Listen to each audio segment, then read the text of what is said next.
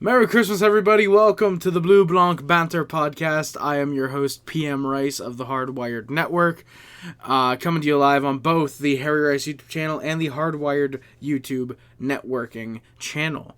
Of course, it's the Canadiens podcast. We've got 4 games to recap because I did not come up here live on Saturday. I told you guys the previous 2 weeks that I'd be live after tonight's game against the Blue Jackets just because it made more sense. I'm not going to record a podcast just for the one game. So here we are.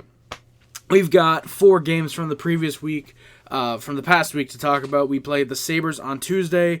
Friday and Saturday was a home-and-home against the Detroit Red Wings. And tonight, as I'm recording this Monday, was a game against the Columbus Blue Jackets. So we've got these 4 games to recap. We are going to do them. We do also have a trade to talk about, so we will get into that in just a moment. All right, so yeah, firstly, we got the game on Tuesday to talk about. The Montreal Canadiens played the Buffalo Sabres, who were, I believe at that point, riding a 10-game losing streak, I believe it was. I don't think it was 11. I think this game was 11. We just came out of the woodwork and we played fantastic. I think that we could have scored a couple more goals, but my God, the way that we win, 6-1, believe me, I'll take it. And especially with how we win, oh, God. So 19 seconds into the game, Yoel Armia scores. Yeah, 19 seconds in, Armia scores his 5th of the year from Jake Evans and Emil Heineman. So all 3 of those guys playing very, very well this week. That's a slight spoiler. There's a power play for the Canadiens, and at 6 minutes, 26 seconds in, Patrick Laine, his 4th of the year. My God, this guy has been fantastic. He scores from Suzuki and Slavkovsky there to make it 2-0. In the second period, a little bit of panic amongst the Habs faithful as Dylan Cousins scored 3:43 in for the Sabres. By the way, I should say I'm not going to go into the analysis that I did last week because we have a bit more to talk about this week. So I'm going to try and speed it up. Plus, you guys are probably doing Christmas stuff to celebrate with family, maybe friends. So I'm going to try and speed it up a little bit. But Dylan Cousins, like I said, he scores his 7th of the year from Peterka and Power. Solid goal. I should mention Laine's goal. His usual spot, left side of the circle, beauty of a one-timer, made it 2-0 originally. Slavkovsky would get his 3rd of the year, 5:54 in from Caulfield and Savard. Really solid shot. Slavkovsky, I think, had a pretty good week, with all things considered. Another power play for the Canadiens, and who else? Patrick Laine, his 5th goal of the year, his 5th power play goal of the year. He'd score from Suzuki and Hudson, 9:45 in. That would make it 4-1. And at that point, there's probably zero doubt among the Montreal Canadiens fan base that Montreal was going to win this game.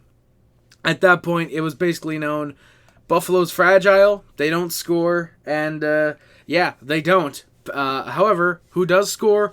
Patrick Laine with another power play goal. The first one, I believe, was on a 5-on-3. This one's on a 5-on-4. He scores from Caulfield and Hudson. So Hudson with the 2 assists night.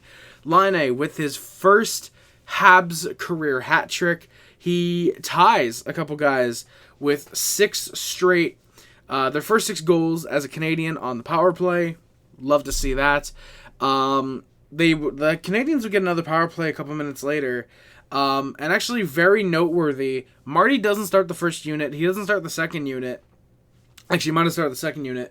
But he was putting out Jake Evans, Yoel Armia, Arbor Jacki, guys that don't get on the power play. That is something that is very well respected in the NHL. And I think it's actually a really good thing that Marty does there.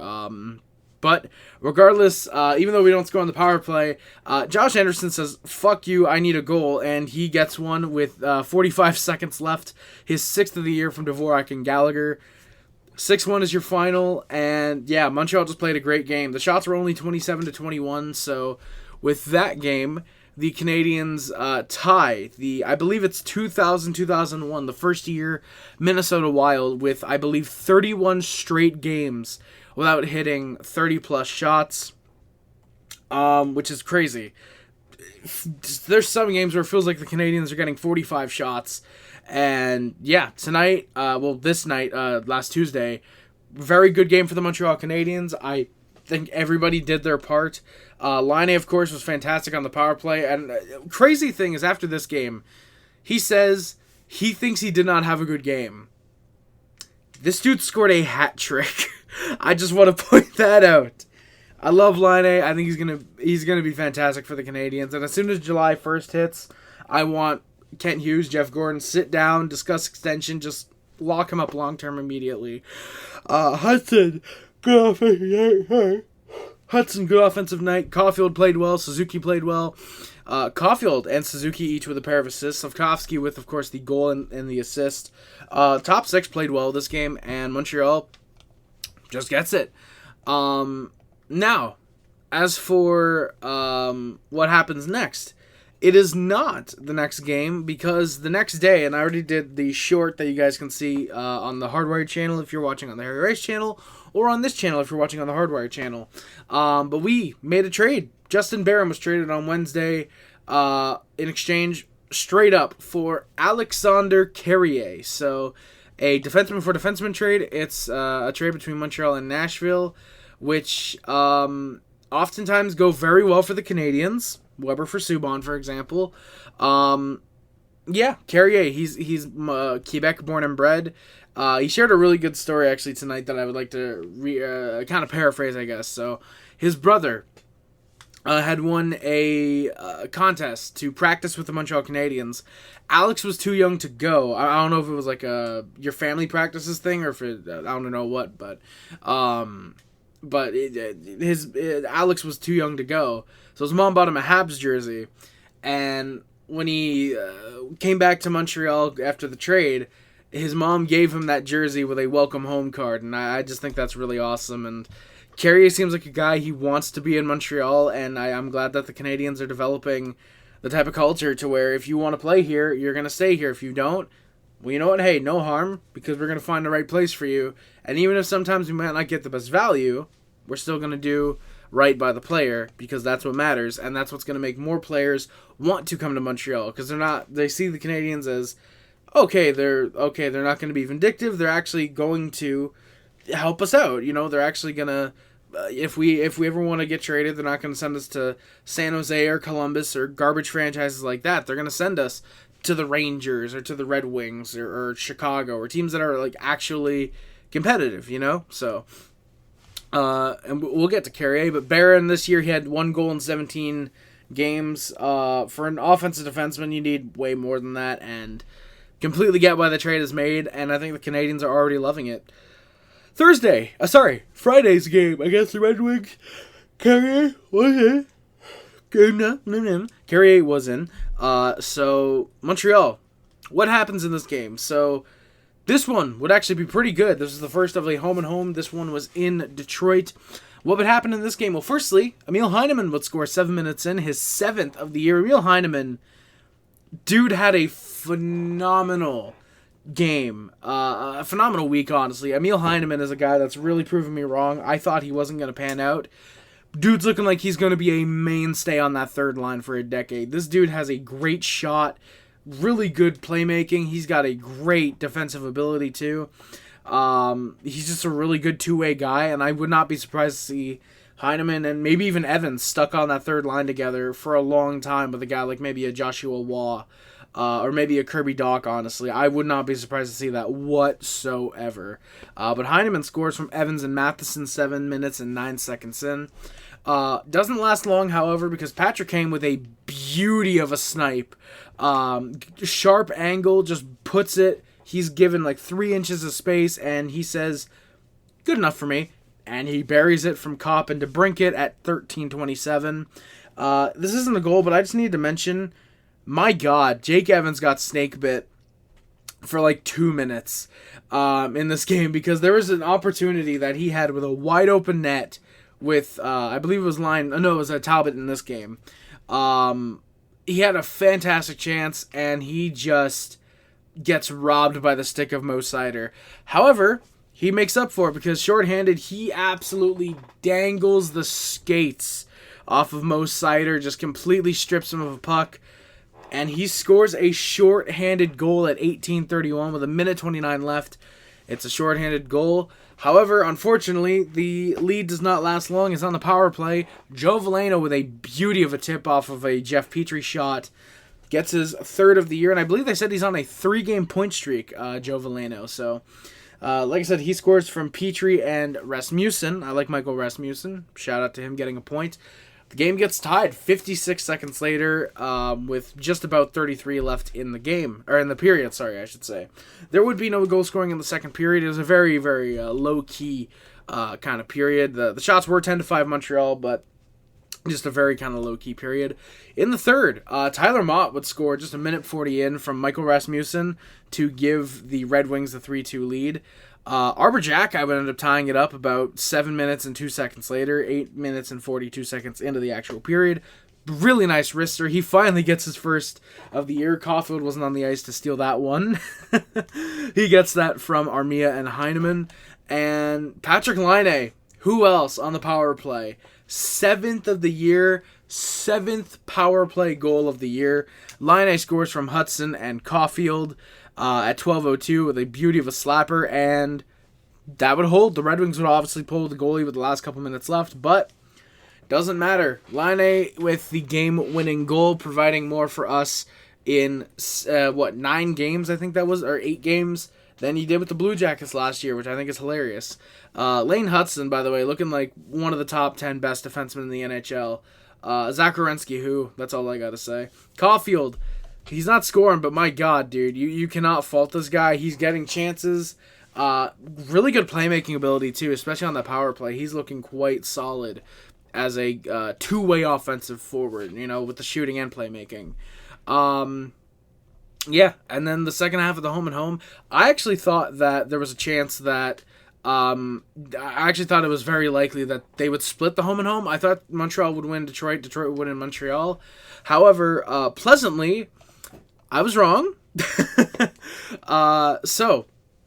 The Red Wings would actually open the scoring just 6:41 in. It's a deflection, a really beautiful Joe Veleno deflection off from Jonathan Berggren and Mo Seider. So Veleno, good shot, or Berggren with the shot. Veleno, really good deflection. He's on I believe now 4-game point streak. So shout out Joe Veleno from Montreal. Would not mind him as a potential 4th-line option in the future. However, Habs would tie it up, 14-14 in. Hudson over to Suzuki. The shot tipped by Slafkovsky. He gets his 4th of the year. Slafkovsky had a quite good week, in my opinion. Again, from Suzuki and Hudson. Hudson making his case to be the Calder winner right now. And I think, for me right now, there's no doubt in my mind that he absolutely is the Calder favorite. I mentioned this last week. But God, if you're picking anybody else over Hudson, my God, dude, this kid, my God, dude, he's just fantastic. And less than a minute later, just over a minute later, Habs would score again. 1 minute 2 seconds later, Jake Evans beats off Mo Seider to a puck, and he just buries it from Armia and Alex Carrier, his first point as a Montreal Canadien. Evans gives the Canadiens the lead, and they would look back, not at all. The Canadiens would just sweep aside the Red Wings like the peasants of the NHL that they are. And just to make things a little more bad for the Red Wings than it already is, I mean, we all know the Yzer plan sucks, their head coach sucks, Dylan Larkin's an injury-riddled mess of a player, and their team just sucks in general. Patrick Laine would score his, 8th power play goal in a row for the Montreal Canadiens from Lane Hudson and Nick Suzuki once again. That goal comes with 49 seconds left in the first period. It's a 3-1 Canadiens lead just like that. Laine, all 8 of his goals, left circle, beauty of a shot, gets that one past Alex Lyon. In the second period, Emil Heineman, my God, this kid's good. What a shot from Heineman. He gets his 8th of the year from Dvorak, 2:40 in. And Brendan Gallagher would score. Fucking beauty of a slapper just from the point, just comes in. The puck comes back from a drop pass from Anderson. Gallagher winds up, blasts it right by Alex Lyon. He gets his 9th of the year from, again, Anderson. And Savard, 13:03 in. And that would be the rest of your scoring. The Red Wings pressed. Habs also pushed for some more. However, just nothing there for the Wings. Unfortunately, nothing left for the Canadiens. And yeah. Oh, by the way, I should mention last game, the first game against the Red Wings, we put up 33 shots, so we did not set the record, unfortunately, for the most games without 30-plus shots. We are just merely tied with the lowly Minnesota Wild, but you know what? This game we put up 24, so give us the record anyways. Who cares about the Wild? Montreal is always on top.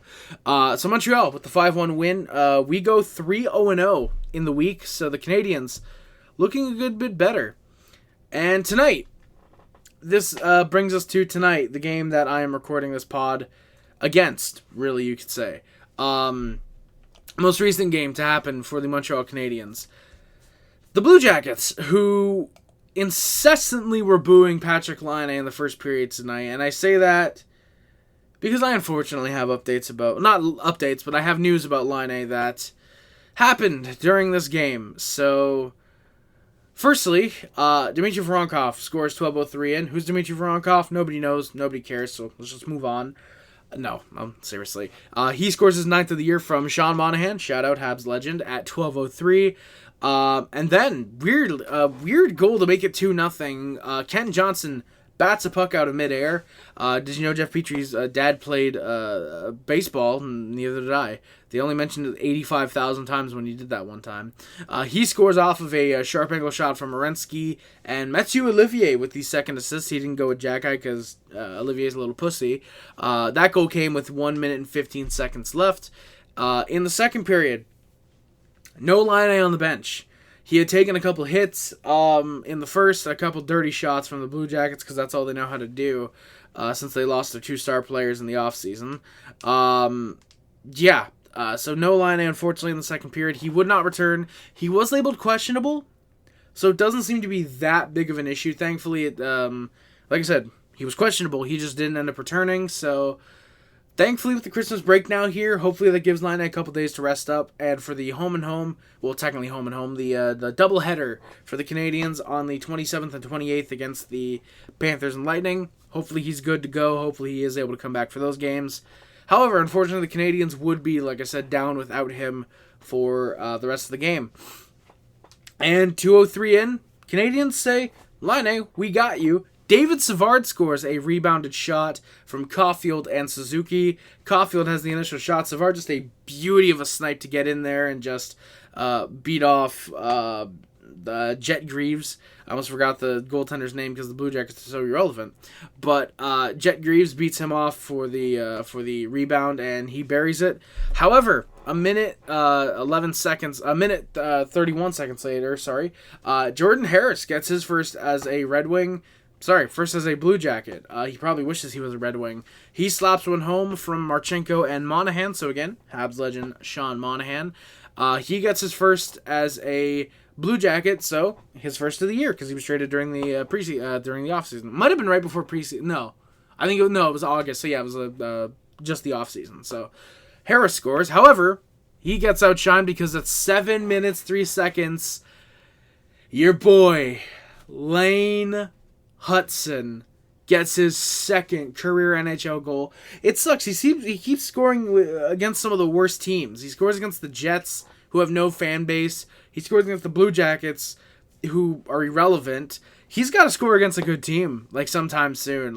I'm happy he's getting goals, but my God, he's got to have just a highlight reel goal soon, because nobody's going to show highlights against the Jets or the Blue Jackets. We need him to score against a team like Chicago or Boston or Detroit, or Toronto, an actual good team that people care about, But either way, he does get his second. Technically, Jack Johnson scores because Johnson tips it in, but you know what? Hey, that's how much people hate being in Columbus. They like to pretend they're on the other team and batting pucks out of the air, so Hudson, though, of course, because there's no own goals in the NHL, which I'll be honest, I think there should be. I think it'd be kind of fun. Hudson gets his second of the year from Slavkovsky and Caulfield. So Caulfield, I believe, on a 4-game assist streak. I believe I mentioned his name in all 4 games. So he's putting up points. He might not be scoring right now, but I'd rather him getting assists than getting nothing. So Hudson makes it a 1-goal game. And Jake Evans Because why wouldn't he? He feels a little lonely. He ties the game up at 14-26. Nice wrister from Heineman and Savard for his 8th of the year. Evans playing like he wants a big extension with the Habs, and God damn it, I want him to get extended. I love Jake Evans. In the third period, for the second time in a week, Joel Armia in the opening seconds, he gets a goal 20 seconds in from Evans and Carrier, his 6th of the year. Shout out Alex Carrier, by the way, in 3 games with the Canadiens, 2 assists so far. So looking good. He's on a 2-game point streak heading into the Christmas break.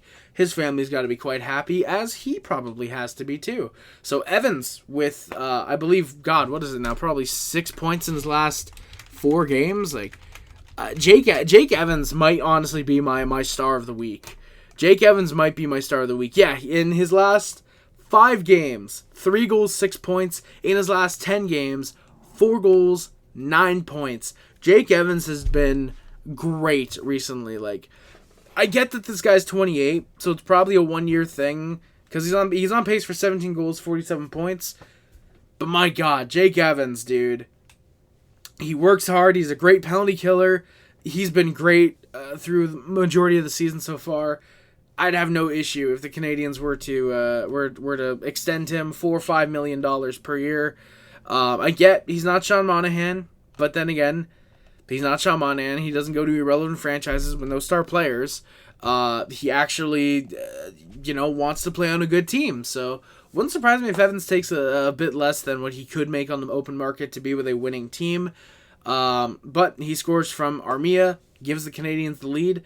And then cue ref puck, because of course Jackets get a power play and they score. Voronkov gets his 2nd of the night, his 10th in his season. That's 10 goals for his career in 2 straight seasons. 324 in. He scores from Marchenko and Werenski, who looked invisible up to that point. And late in the game, because Mike Matheson hasn't been the cause for enough goals. He was easily the cause for, I believe, the first and second goals, because he didn't screen Voronkov on the second goal. Marchenko scores off of Matheson's stick. He gets that from Monahan and Werenski with 2:22, I believe. 2:02. No, 2:12 left in the game. I'm retarded sometimes. I apologize. Monahan with the 3 assist night. Habs legend once again. And Jackets win because, Mike Matheson sucks. I'll never let you guys forget that. He is dragging down Lane Hutson's plus-minus by the hour. Get it, because hockey games are an hour. But he's dragging down Lane Hutson's plus-minus, which is arguably the biggest sin of all. Defense, just in general, has been a little bit of an issue. So, yeah.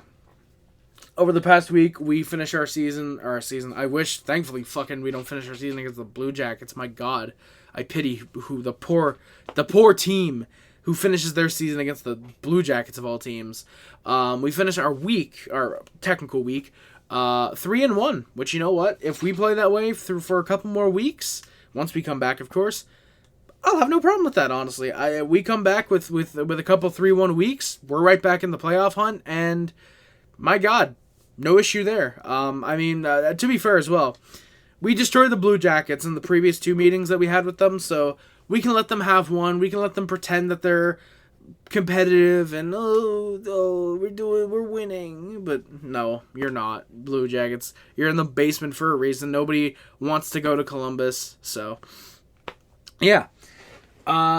Not really much else to talk about. I mean, the roster freeze has been going on. There's been rumors, of course, about Savard getting traded, which is kind of known. I believe was confirmed that David Savard and the Canadiens have not engaged in extension talks up to this point, so more than likely getting traded.